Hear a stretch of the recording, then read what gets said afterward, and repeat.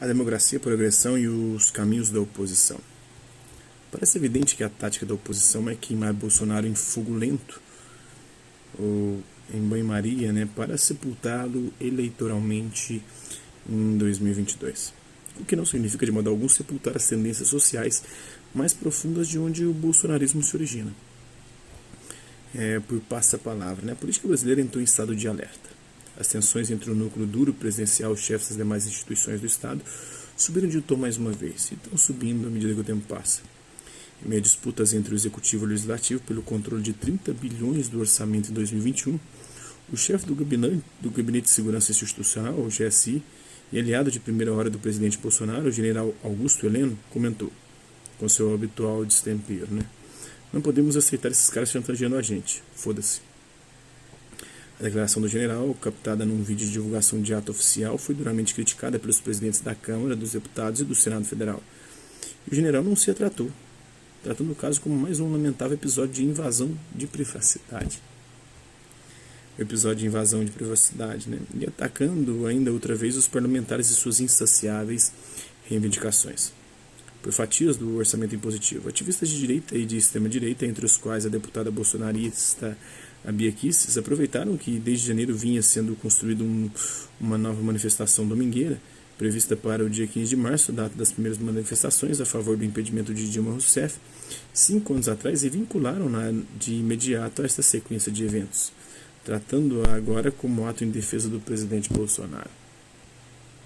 Embora setores mais radicais do bolsonarismo escancarem o real conteúdo da manifestação, voltando-a contra o Congresso e o Supremo Tribunal Federal, o STF.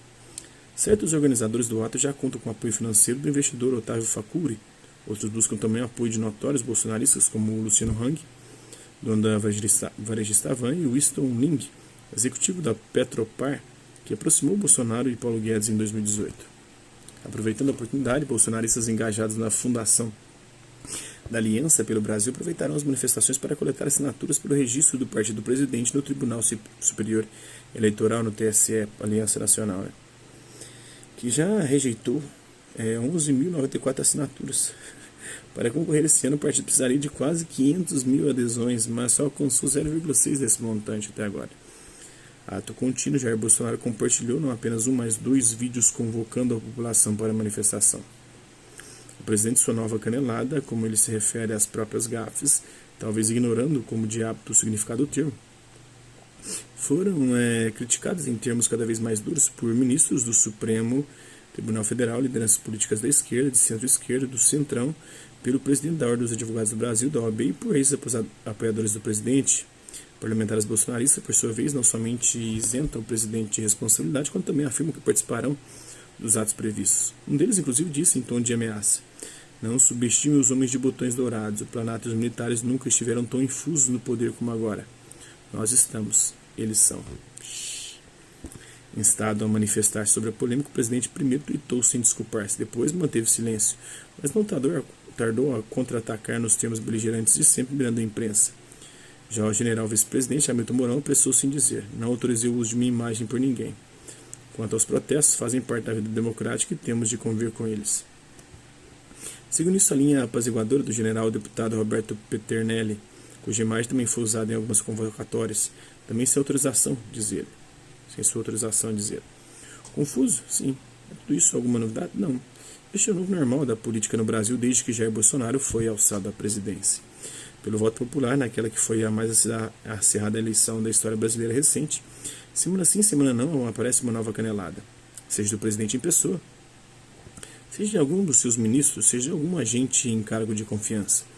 A cada novo assinte aparece alguém a dizer: passaram dos limites. Na semana seguinte, os limites da semana anterior são ultrapassados.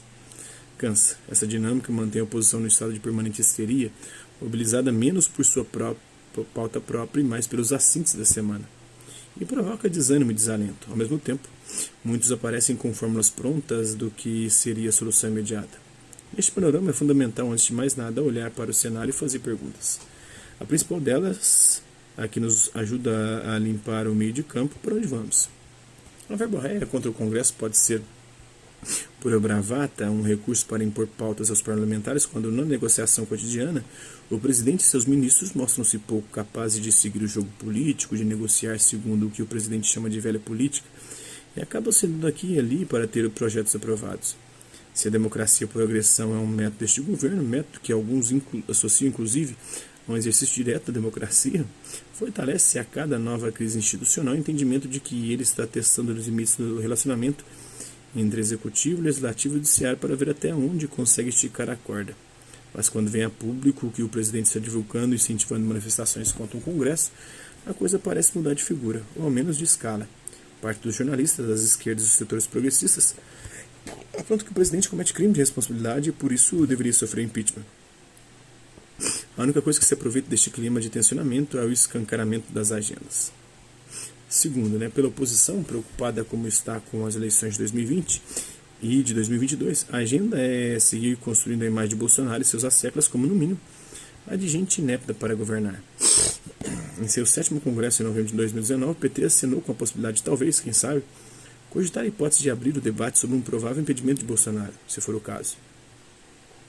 Meses antes do congresso, entretanto, Lula, estrategista maior, deu o tom. Bolsonaro foi eleito pelas regras do jogo que o PT aceitou e, por isso, não deve defender o impeachment. Não pode fazer com o adversário o que a AS fez com a Dilma. Ciro Gomes, coronel pedretista que durante as eleições de 2018 disputou ferrenhamente os votos do eleitorado nem, também já se manifestou contra o eventual impedimento do presidente. Quem falar fora Bolsonaro não conta comigo. Pessoal, a extrema esquerda parlamentar pela voz do seu presidente, Juliano Medeiros, avaliou em maio de 2019 que não é hora de tomarmos nenhuma iniciativa nesse sentido do impedimento. O terreno da luta política com mobilizações e ações conjuntas no Congresso. Por quê? Observando de fora, podemos apenas levantar hipóteses. A primeira, o impedimento queria bem para Bolsonaro. O evento transformaria numa espécie de Marte e serviria de munição para as campanhas eleitorais de 2020 e 2022. A esquerda ao menos sabe disso, porque foi com essa carta que sustentou 2 anos de oposição em seguida ao impedimento de Dilma, garantindo assim uma narrativa capaz de construir uma nova legitimidade frente aos fatos de 12 anos de governo, de desgoverno, na verdade. 12 anos não, nos últimos 6 anos, podemos dizer que sim. Os governos Dilma, mas a corrupção já vinha desde o primeiro governo. Assim, parlamentares que eventualmente levantam a voz para pedir um basta ao regime de democracia e progressão. Há inclusive parlamentares que estudam propor impedimento do presidente, mas na hora H recuam. Mesmo quando cresce a cobrança feita a Rodrigo Maia e Davi Alcolumbre, quanto a alguma oposição, há realistas de esquerda e direita a dizer nos bastidores. É necessário esperar um desgaste maior do governo antes de qualquer tentativa para reduzir o poder de Jair Bolsonaro. E a gente vê que a disputa é sem política, a disputa por poder não importa o bem do Brasil. Quem é oposição está torcendo para tudo dar errado para que assim retome o poder. Quem é a situação está torcendo para tudo dar certo para que assim permaneça no poder. E, na verdade, nenhum dos dois sabe se vai dar certo ou se vai dar errado. Está todo mundo apostando. É um jogo de apostas, é um cassino.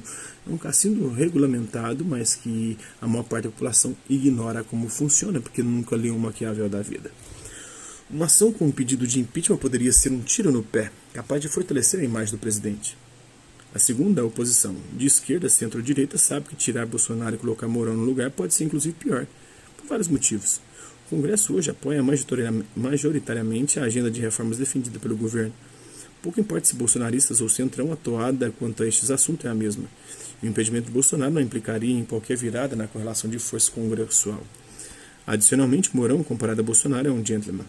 É bem assessorado em suas relações públicas e institucionais e, mais uma vez comparado a Bolsonaro, poderia exercer um arremedo de diplomacia institucional, estribada na caserna, mas capaz de manter as aparências. Além disso, o número de militares em postos ministeriais de segundo escalão é inédito desde a ditadura, E a troca de Bolsonaro por Mourão poderia, inclusive, agradar as Forças Armadas e aumentar esses postos.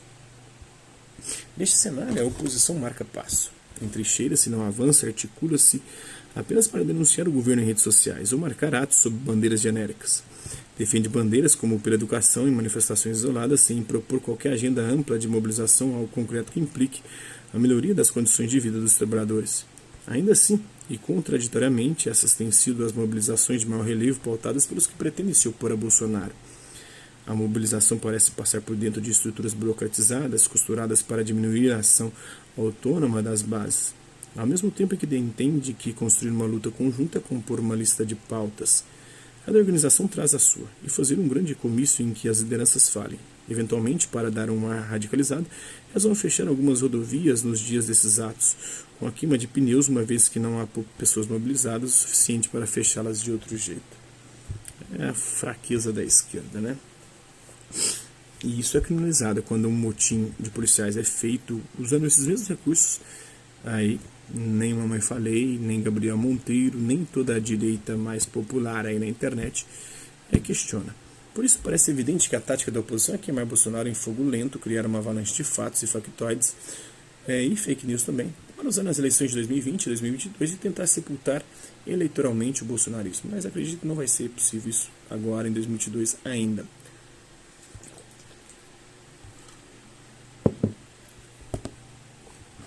E se o segundo mandato pegar um contexto um pouco mais benéfico, né, de as reformas começarem a engatar e não houver nenhuma crise mundial que afete o progresso, o segundo pode ser muito melhor que o primeiro e fazer com que ele faça como o Lula, consiga eleger sucessor. E aí as coisas complicam, né? O que significa, de modo algum, sepultar as tendências sociais mais profundas de onde eles se originam. Não é de espantar, portanto, que os descontentes com este verdadeiro pântano em que a esquerda se enfiou, ao buscar alguma alternativa radical, terminem procurando refúgio em grupúsculos aferrados a um neo-stalinismo retórico. Abraços, Jones Manuel. Que não raro flerta com o duguinismo. O Dugin, que debateu com o Olavo de Carvalho e que o Olavo de Carvalho, inclusive, o humilhou, né? Seria possível, neste cenário, organizarmos-nos de modo diferente? Quais pautas agregariam mais pessoas? Então vamos lá, terceira, né? Pelo lado da direita e da extrema-direita há muito mais complexidade além do biombo do bolsonarismo. Confluência conjuntural de interesses muito diversos. Dos capitalistas mais severamente afetados pela recessão de 2014 e 2016, de militares, milicianos e policiais, de conservadores de todos os matizes, de setores majoritários do protestantismo que capturaram as redes de solidariedade e apoio mútuo da classe trabalhadora, conseguiu superar os sindicatos nesse sentido, né? De burocratas cuja ascensão foi sendo bloqueada nos governos petistas, dos lavajatistas idólatras de Sérgio Moro, por exemplo. Enfim, uma salada bem indigesta e bem complicada de agradar a todos. E aí teria que entrar mais uma vez a democracia ou a política de coalizão, que foi adotada pelo governo Lula, né? E começar a dar cargo para essa galera aqui, para tentar unir essa direita. Mas Bolsonaro parece que não tem muito trâmite nesse sentido, apesar de ter dado alguns cargos relevantes para essa galera. Mas não consegue lidar com os problemas gerados pela atuação dessa galera e dele mesmo. Todos foram sendo unidos pelo acerramento da luta de classe entre 2011 e 2013 e pela crise recessiva de 2014 e 2016, que inclusive é culpa do PT, né? Bolsonaro apareceu-lhes como uma solução improvisada para tentar o pulo do gato. Contra a esquerda, contra os trabalhadores, contra tudo e contra todos, mas não se espere deixe setores qualquer unidade programática ou mesmo pragmática. Além de temas muito gerais como o anti-esquerdismo genérico, a pauta anticorrupção e a ofensiva desabrida contra direitos econômicos, sociais e ambientais. No tal contexto, podem inclusive dar-se ao luxo de serem contra a esquerda e contra os trabalhadores e brigar entre si. E defender os trabalhadores, os policiais, por exemplo. Como mostra a rixa entre Bolsonaro, Witzel e Dória. Quem não entende que a direita pode brigar entre si, tanto ou mais que a esquerda, de quem se diz ser unida somente na prisão, não entendeu da missa metade. A direita também, em breve, vai. Se os juízes de esquerda conseguirem colocar essa galera na prisão, né? É mais difícil. A direita é mais difícil colocá-la na cadeia, tanto que o Temer, o Aécio e Companhia Limitada estão soltos. É mais difícil colocar na prisão, é mais fácil colocar gente de esquerda por conta da sua origem pobre, sua origem sendo os 5 P's, né? Preto, pobre, periférico, prostituta e petista. Se não for desses 5 P's, é muito difícil ir para a cadeia e ficar lá. Existem sim setores descontentes com a moleza de Bolsonaro com os esquerdistas que ainda estão no governo. É como se na falta de um movimento político orgânico fosse necessário a estes setores usar o Estado como seu sucedâneo.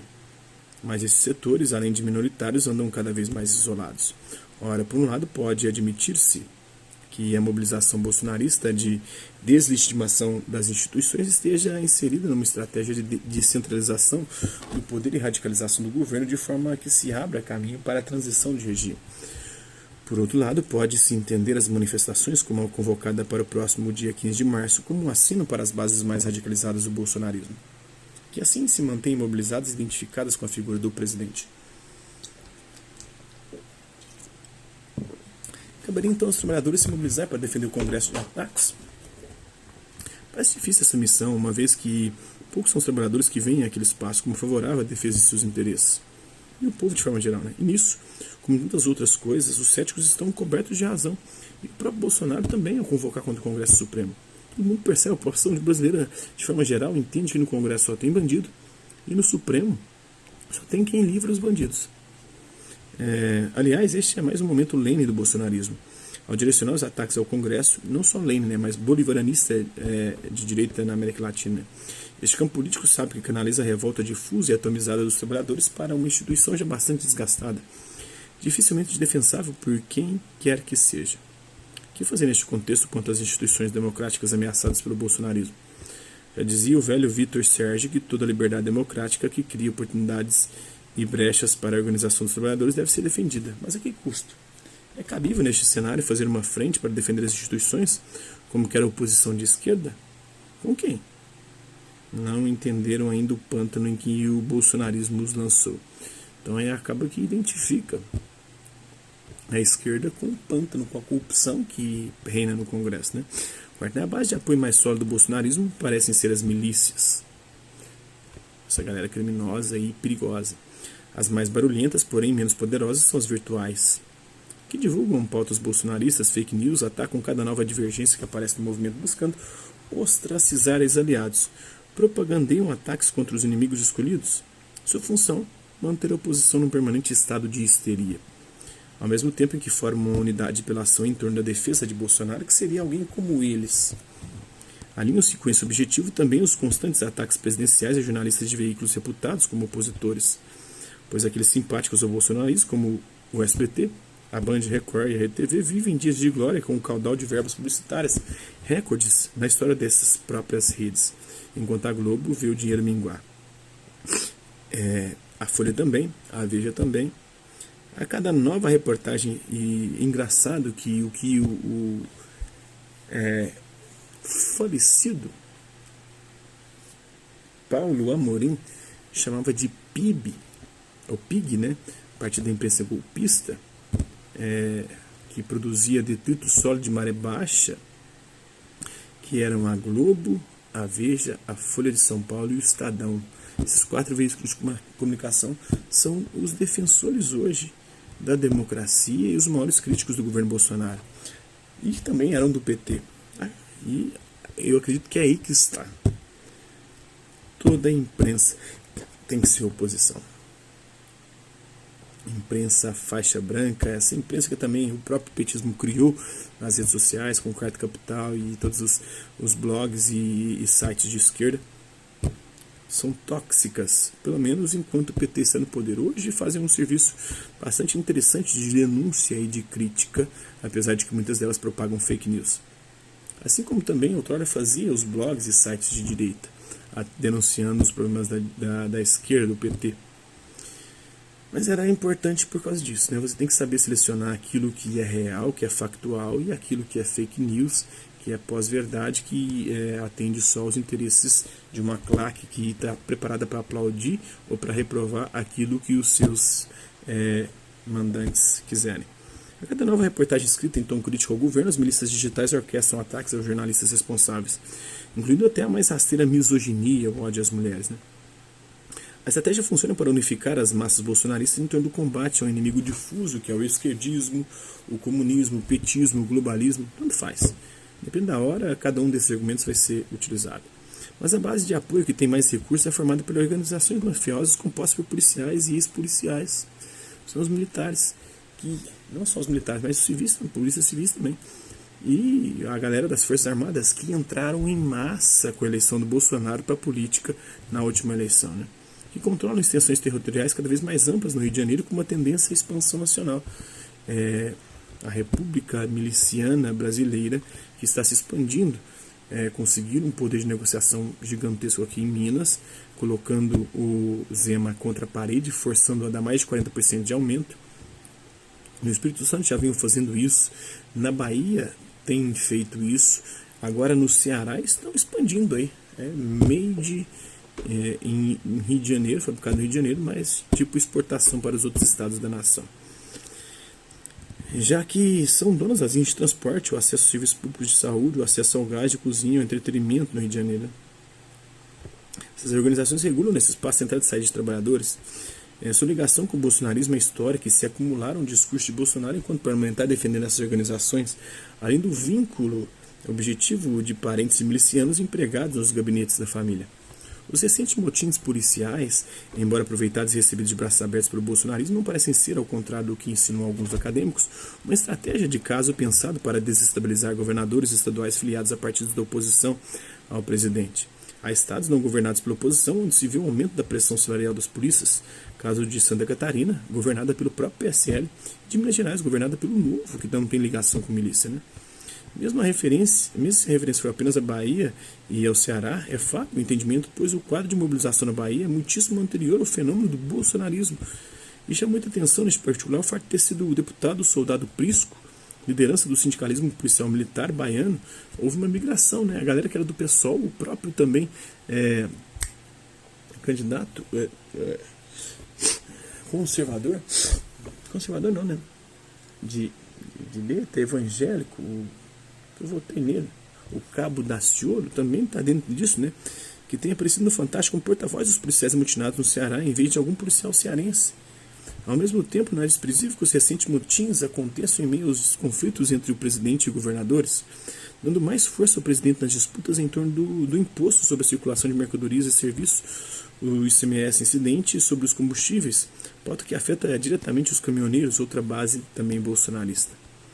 A versão conspirativa dos motins policiais também passa o trator, ou mesmo a retroescavadeira, sobre a forte relação do governador petista baiano Rui Costa com a polícia militar daquele estado, que se desdobra também em uma política de militarização de escolas públicas. Diz pouco ainda sobre as enormes suspeitas de uma parceria entre as polícias do Rio de Janeiro e da Bahia na execução do líder do escritório do crime, o miliciano carioca Adriano da Nóbrega. O fenômeno do sindicalismo policial militar tangencia as milícias, mas seguramente ultrapassa o jogo entre situação e oposição. Esta base policial leva a diversas comparações internacionais, mas o que cabe destacar é que existe uma rede com acesso nacional amplo capaz de tomar o controle, ao menos parcial, de diferentes cidades no nosso país. Então, só um pouquinho aí, tem mais, mas por hora é isso. Hasta la vista, bem-vindos, até a próxima.